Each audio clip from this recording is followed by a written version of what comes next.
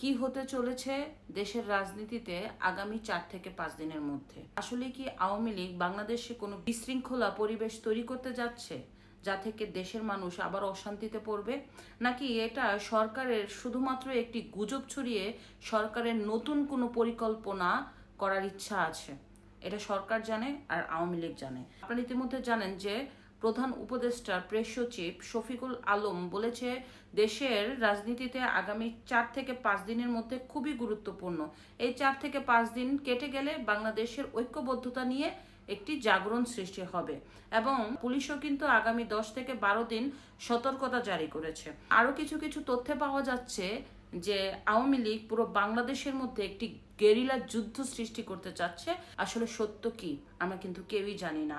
ইতিমধ্যে সেনাবাহিনীর পক্ষ থেকে বলা হয়েছে যে আওয়ামী লীগ একটি যুদ্ধ তৈরি করার জন্য প্রশিক্ষণ নিচ্ছে এবং প্রশিক্ষণটা দিচ্ছে খোদ বর্তমানে কর্মরত সেনাবাহিনীর মেজর সাদিক। ইতিমধ্যে সেনাবাহিনী তাকে হেফাজতে নিয়েছে এবং যদি ঘটনার সুস্থ তদন্তের মধ্য দিয়ে মেজর সাদিকের কোনো রকম ইনভলভ পায় এই আওয়ামী লীগের প্রশিক্ষণের ব্যাপারে, তাহলে সেনাবাহিনীর আইনে তার প্রনেস্টে পদক্ষেপ নেওয়া হবে। আরও কিছু সূত্রে জানা গেছে যে বর্তমানে বাংলাদেশে আওয়ামী লীগের প্রায় 400-র মতো নেতাকর্মীরা উপস্থিত ছিল এবং এই উপস্থিতি থেকে তারা জয় বাংলা স্লোগান দিয়েছে, আওয়ামী লীগের স্লোগান দিয়েছে। ওখান থেকে কিছু লোক ধরে তারা বলেছে যে আওয়ামী লীগ একটি প্রশিক্ষণ করেছে গেরিলা যুদ্ধের জন্য। তো ঘটনা কতটুকু সত্য এটা কিন্তু আমরা জানি না। তো বর্তমানে যে পরিস্থিতি তৈরি হয়েছে সেই পরিস্থিতির মধ্য দিয়ে বলা চলছে যে আগস্ট মাসটা থমথমে পরিবেশ।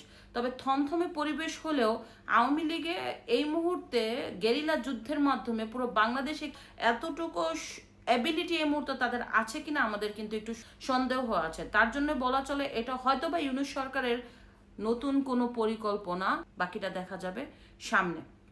তো এই যে বাংলাদেশে অরাজকতা হচ্ছে, থমথমে পরিবেশ, আতঙ্ক, এই আতঙ্ক করে সরকারের কি লাভ হচ্ছে আমি বুঝতে পারছি না।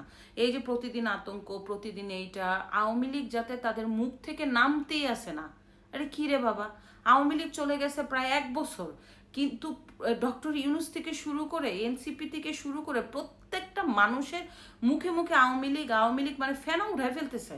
তারপর আওয়ামী লীগ তাদের মুখে থেকে যাচ্ছে না। এত ভয় আওয়ামী লীগকে তাদের কেন রে ভাই? আপনারা যদি সত্যিকারই দেশের জন্য কাজ করতেন, আপনারা যদি বাংলাদেশের জন্য কাজ করতেন, বাংলাদেশের মানুষের জন্য কাজ করতেন, আওয়ামী লীগকে কিসের এত ভয়? আওয়ামী লীগ যতই ষড়যন্ত্র করুক কোনো লাভ হবে না যদি দেশের মানুষ একত্র হয়ে আপনাদের পক্ষে থাকে।